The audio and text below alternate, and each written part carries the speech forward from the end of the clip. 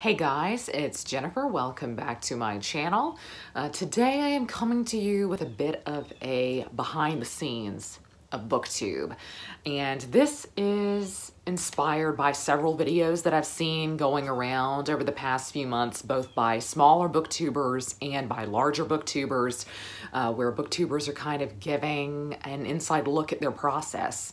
Everyone's process is extremely different and extremely unique, and yet they all work. And so I thought I would just sit down today and we could have kind of a casual chat about my Booktube behind the scenes. And hopefully, if you are somebody who is just starting out in the Booktube community, or you are somebody who's been thinking about creating a channel, but you haven't been quite sure how you were going to do that and you're looking for a little bit of inspiration, hopefully I can kind of disillusion you about some things, because there are a lot of things about Booktube that are a whole lot easier than what you might think from the outside looking in, and yet there are a lot of aspects about Booktube that are much harder than you might think from the outside looking in. I do apologize for any of the weird lighting. I decided to take advantage of the Christmas tree while I still can, but my allergies are really bothering me, and so I just physically cannot have in my contacts right now. So I apologize if there's any sort of weird glare in my glasses.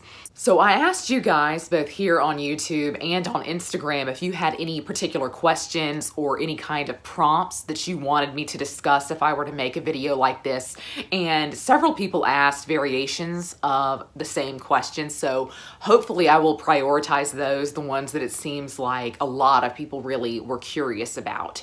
So, of course, to start out with the basics, I was asked about filming equipment. What do I use to film? What do I use to edit? And so I film and edit all on my iPhone. And prior to using my iPhone, I used my iPad because that was easier to kind of prop up and it would sit exactly where I wanted it to. And I could kind of get my iPad to sit up a little ways and kind of look down on me rather than me looking down on it, which is not a flattering portrait of anyone.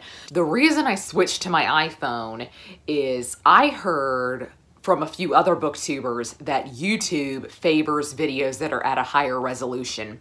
And I do believe that's true. I was asked a few questions about the YouTube algorithm and what my knowledge is around that. And to be frank with you, I know very little about which videos YouTube decides to promote and which they don't. But I do know that the algorithm does prefer you to have a higher resolution of filming. And so my phone could always get a higher resolution than my iPad, so I decided I wanted to kind of try and take advantage of that. So I decided to invest in a very cheap tripod. I think I got it for $20 on Amazon, and it only has 3 settings, and it's not one that I can use standing at all unless I prop it on something. So I have to be sitting down. I typically sit in a chair over at my bookshelf, and right now I'm sitting on the floor, and so I don't know how long this will last because it's not that comfortable sitting directly on the floor. But that's one of the drawbacks to the tripod. I'm really glad that I invested in it because I do think overall it made the quality of my channel go up. But there are a lot of weaknesses to this particular tripod. It's not the nicest one out there, and sometimes I can definitely see that. It doesn't sit evenly at all. One of the legs never really wants to lock anymore, so I always have to be careful about where I place that one so that when I'm filming it doesn't just go sink like that. So that's probably something that I would want to invest in later. But in terms of starting out, I would say you don't need a tripod, especially if you don't know for sure whether or not you really like filming. And I didn't know for a long time. I thought to myself, I could do it. It's something that I can do, but do I really enjoy it? It took me some time trying to figure out whether or not I really enjoyed seeing myself on camera. And so I would say don't invest in any kind of equipment at all until you know for sure that you really enjoy Booktube and it's something that you want to do fairly frequently. And that also goes for editing equipment. I also edit on my iPhone with the iMovie app, which is free. Your phone comes with it. And the second that I figured out you could insert pictures of a book cover in iMovie, I said to myself, I am never doing anything different. I am just never changing it up. And I know that probably to most of you, especially those of you who do BookTube, it might seem kind of strange that I would rather do everything on my phone than take the footage off of my phone and put it onto my laptop and use an editing software there. To me, that's too much work. That's an added step that I don't want to have to take. And editing is not a relaxing part of the process to me. I actually despise editing, and if I could get away with not editing, I would.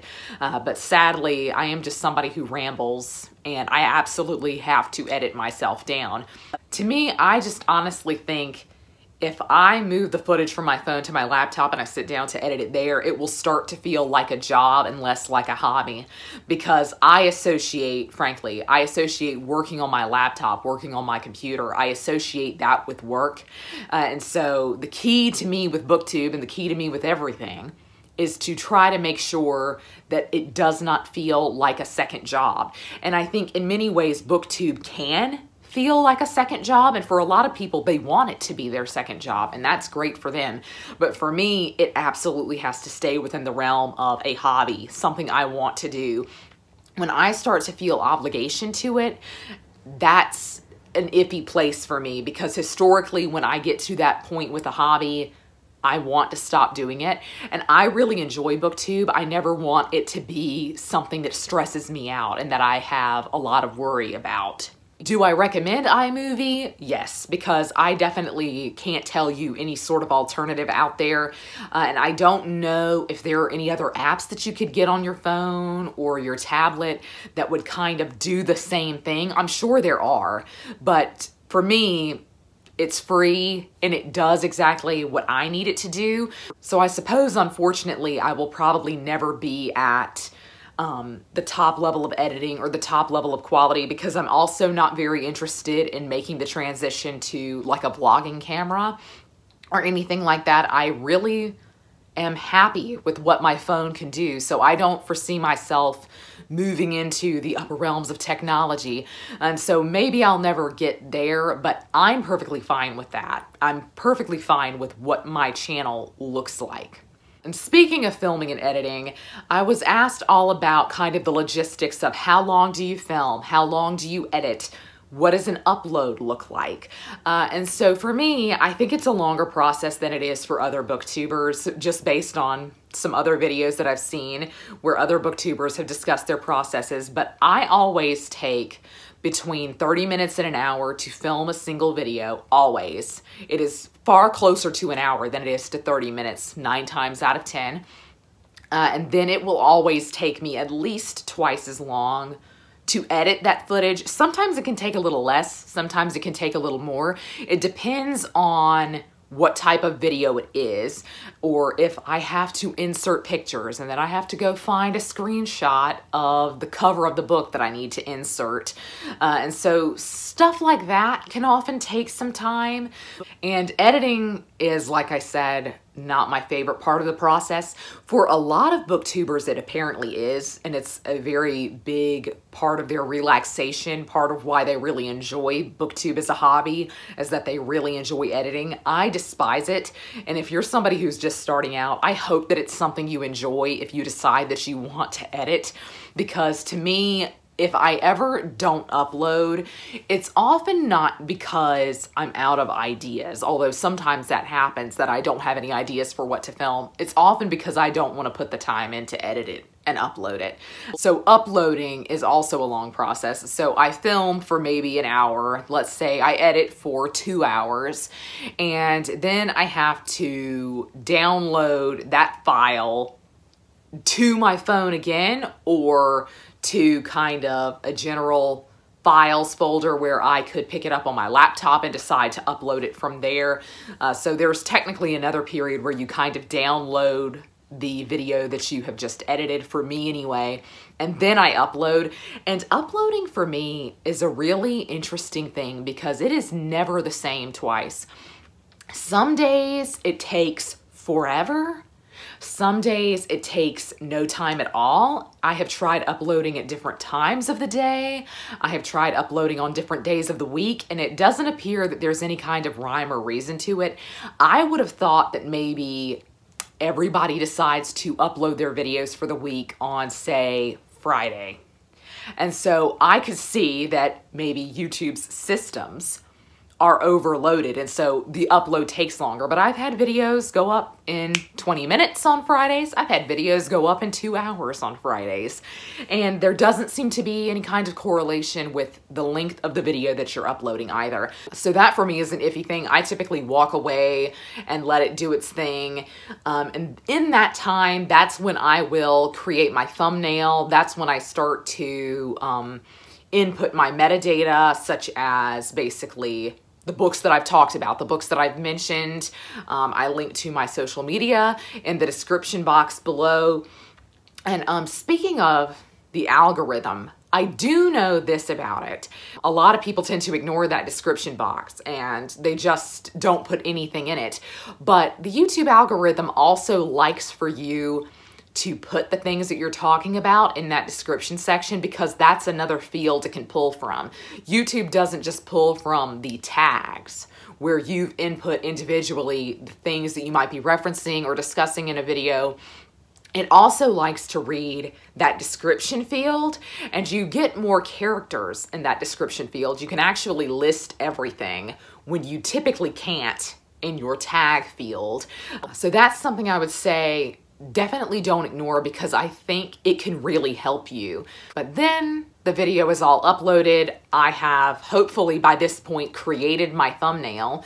And so I need to put my thumbnail up. I need to put all my metadata in so that it can be searchable.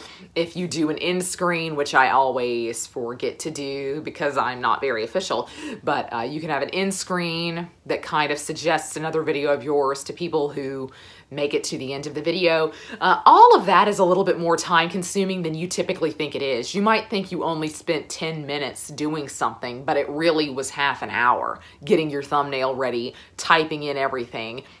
And again, that varies on different videos. Specific videos like maybe my history chats, I don't have to do that much work for in terms of metadata. But a book haul, that's a really long, drawn out affair, because I've often frequently forgotten what I talked about in the video. And so I have to rewatch the video and make note of each title that I hold up because I've already forgotten it. That's not all the time. So again, I think that's something where it differs depending on the type of video that you have filmed. I was also asked how much of what I film ends up in the final version of a video. And I would say I cut probably 20 to 30% from each video when I edit it, at least. Sometimes I cut half. And so that's a really frustrating thing, because I am somebody who rambles. I am somebody who just talks and talks and talks and thinks that I'm telling you something relevant. And then when I go to edit it, I think, Jenny, why did you go on and on about this? Because absolutely no one cares. I don't even care. I'm the one who filmed it. I don't even care watching myself to do the editing. And so that's just a personal thing. And if you are a more succinct speaker, you might cut out less. You might just have to cut out some pauses, or maybe your phone will ring or something like that. I always edit stuff like that out. So that might be all that you really wind up with if you're somebody who knows all of your talking points and can speak to them very succinctly, or your rambling is relevant. Mine often is not. I was asked too how I keep track of things. So this year I invested in this reading journal that I got from Etsy. I will link to it down below.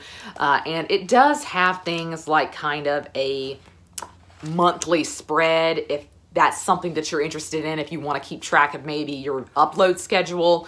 But I really like it for all of these blank pages where, see, I can write all of the questions y'all had and you wanted me to discuss in this video. They also have a monthly wrap up. They have a space for you to put your monthly book haul. You have a shelf kind of at the beginning of the planner so that you can write down every book that you've read this year. It's a really useful tool, and I like it a whole lot better because I feel like it keeps me a little bit more organized than a typical notebook would. So I use this to take notes on books that I'm reading, just to make note of the fact that I finished a certain number of books in a month. These are the books, whether or not I liked them. It's easy for me to keep track of things like that. I know a lot of people prefer more of the digital spread. They create like a spreadsheet and try to keep track of things that way. I am a very physical person, and the digital world does not agree with me in that way, so I've never really taken to the spreadsheet way of doing things. So this is what I really like, and hopefully I'm gonna get a new one for the new year because I have thoroughly enjoyed this and I really do think it has kept me on track this year. I was asked by several people about scripting. Do I script or do I just kind of sit down and reel off? And I do a mixture of both. Typically for my wrap-ups, I just sit down and reel off. But for other videos like history chats or my history series, I make bullet points because I often want to make sure that I include certain bits of information. And so it's easier for me to reference a bullet point than a script. I am not a big fan of the scripted style at all because I am somebody who I think you can tell is reading from a script. I think I have one of those voices. I just think that I'm somebody that you can definitely tell when I am kind of pre-practiced. And I don't like that at all. I genuinely do not think that's my vibe. I've always said that I feel like I am a casual booktuber. What I mean by that is I am somebody who is not stressed out about it. Things do not have to be perfect. I want to continue to view booktube as a hobby, and scripting is a lot of work. I've tried it, and that's a big piece of advice for anyone who's starting out is try everything. You know, try scripting and try not scripting and see which one works better for you. When I do script, I basically have notes. I basically have bullet points. And again, that's more for kind of my history discussion videos.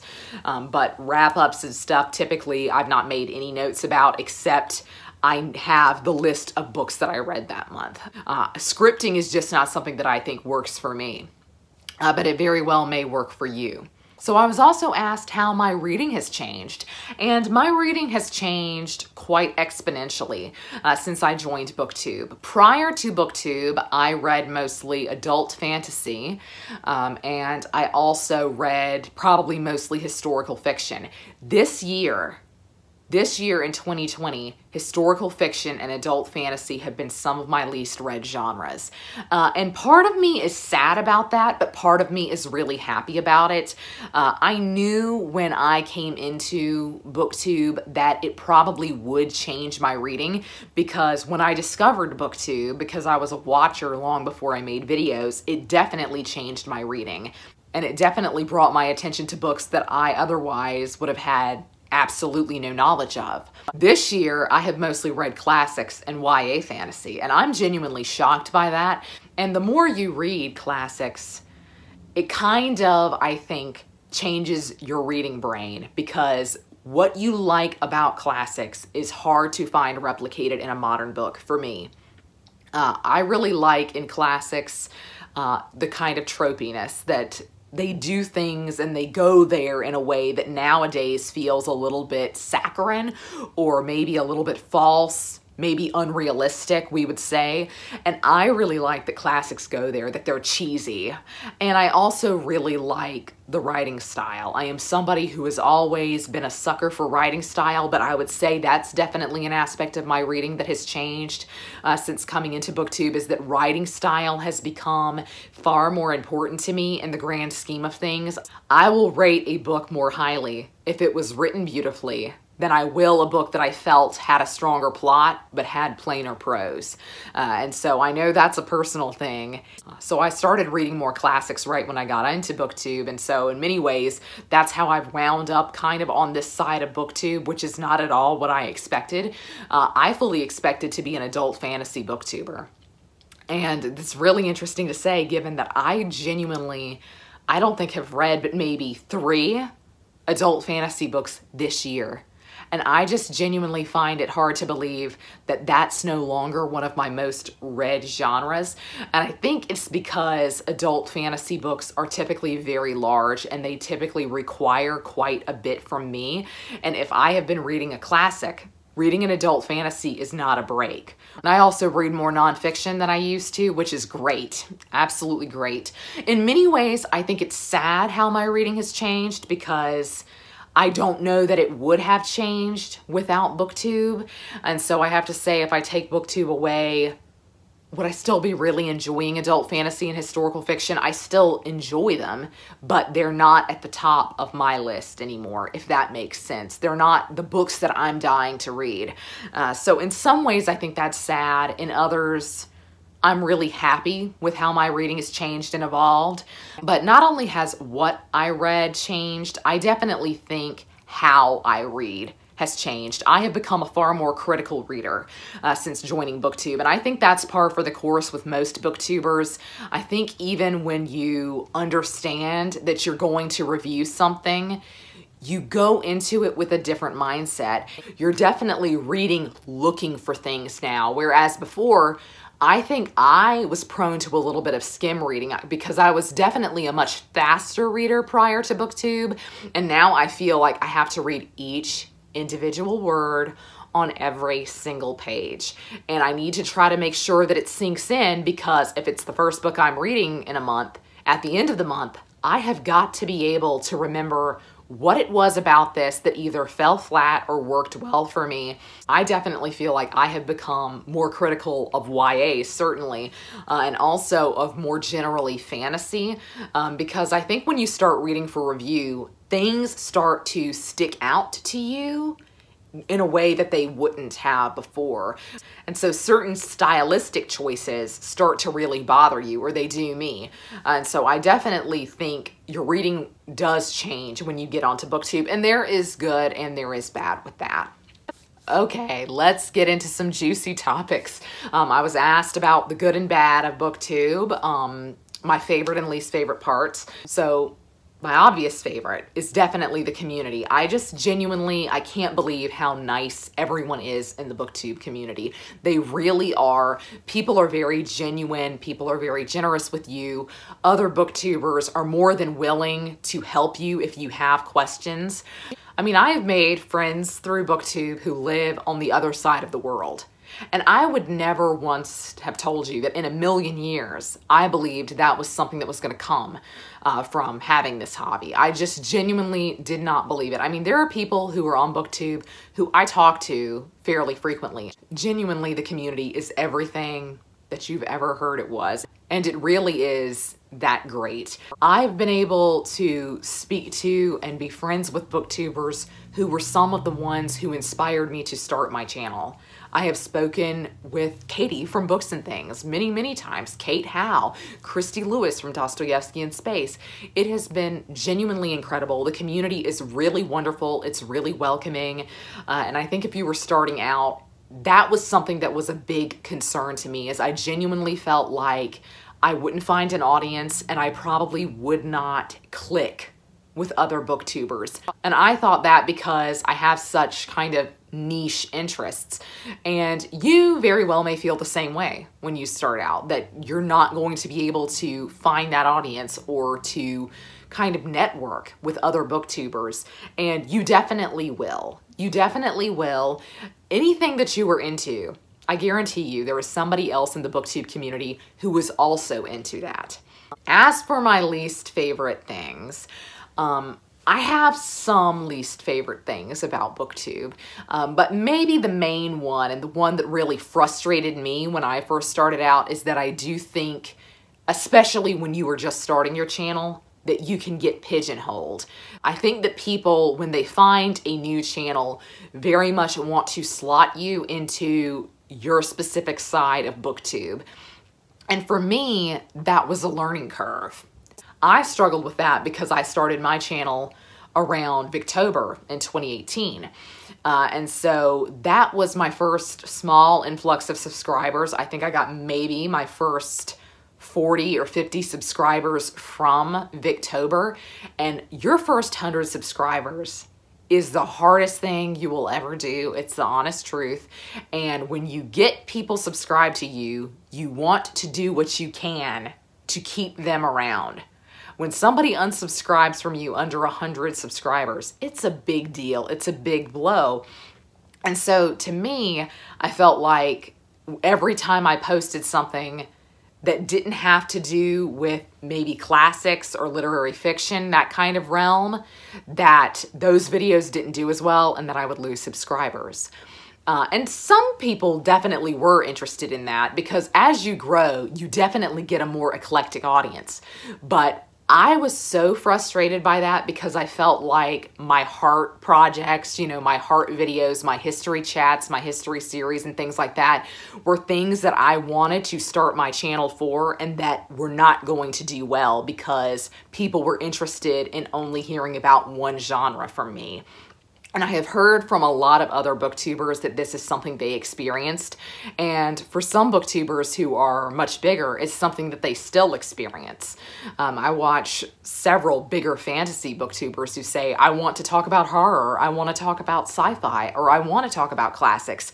But when I post those videos, they don't do well. So to me, that's the real double-edged sword, is that it's your channel and you can post whatever content that you want to post, but you also want to post content that people are going to watch.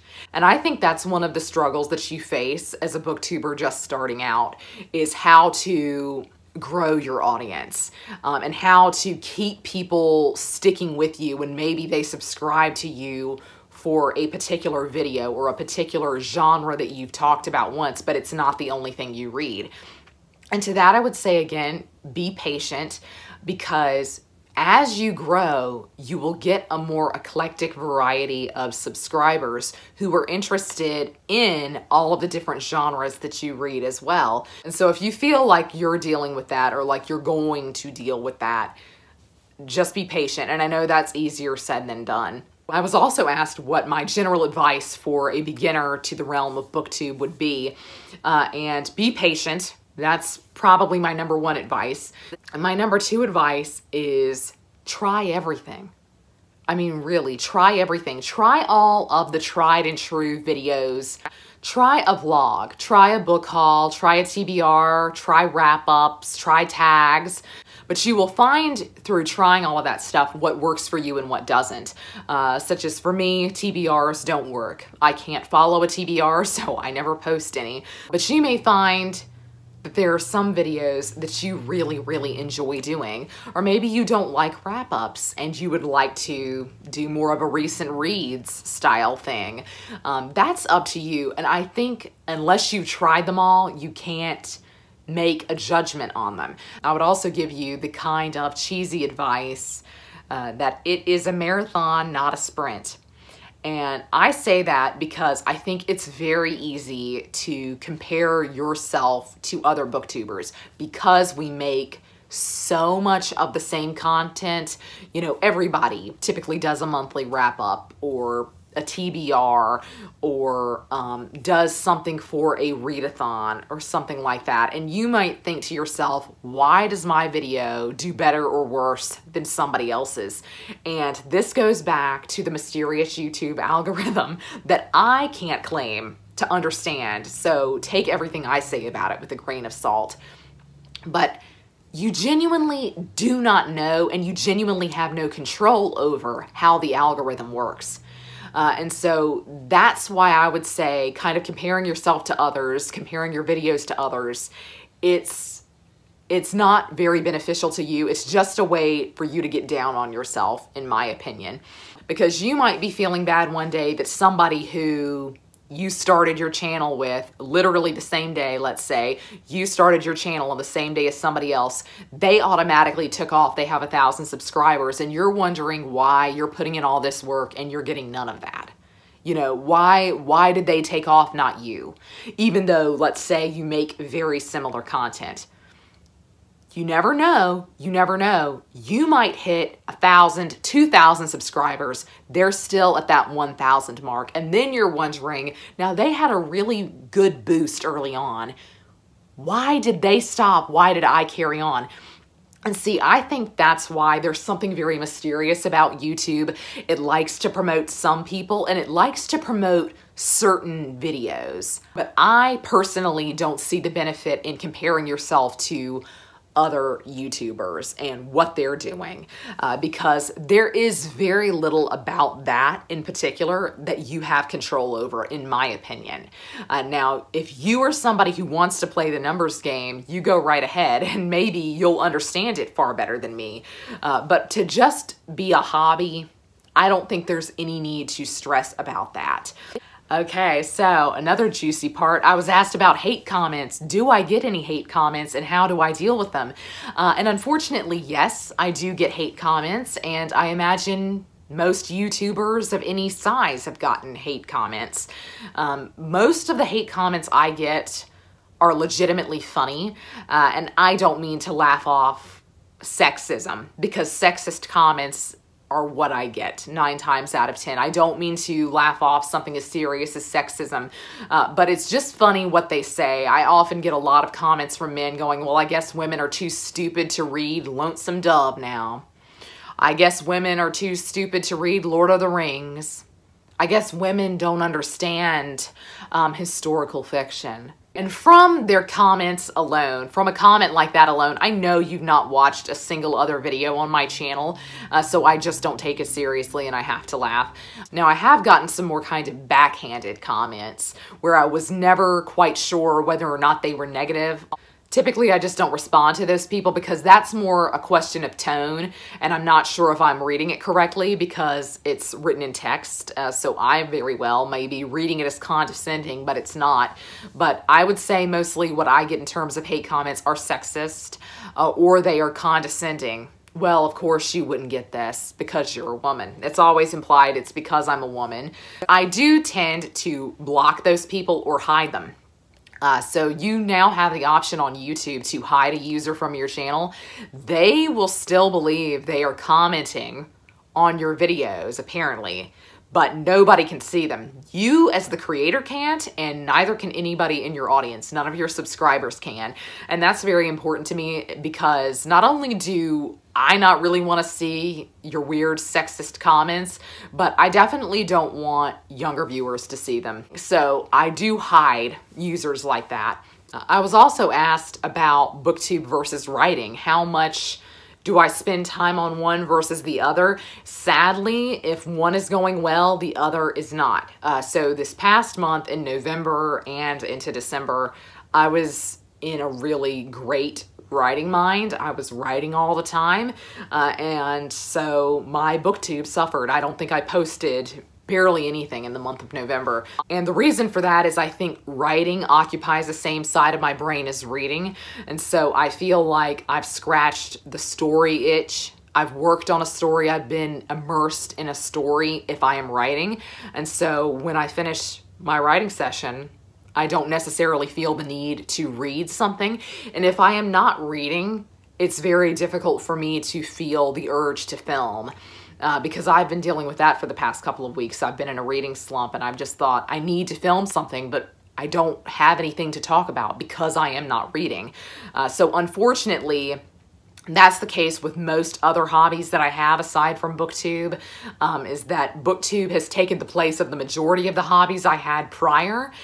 And also, if one of those other hobbies is going well, Booktube is probably not going that well. So let's end on a positive note. I was asked about my favorite videos to film. My favorite videos to film are my history chats. A lot of work goes into those, typically more than I'm normally comfortable with before filming, but I do really enjoy seeing those finished. I really enjoy my history series as well. I need to get back into those, but I really enjoy filming history chats and history series. I also really enjoy Booktober every year. I love filming for Booktober. If you have a Booktube channel, please tell me about it down below. We should all go follow each other here on Booktube. And I would love to hear what your advice would be for a beginner Booktuber. What are your favorite and least favorite aspects of Booktube? What are things about Booktube that you were surprised about? But that's going to be all for me today. I hope you're all having a great week. Happy reading. Goodbye.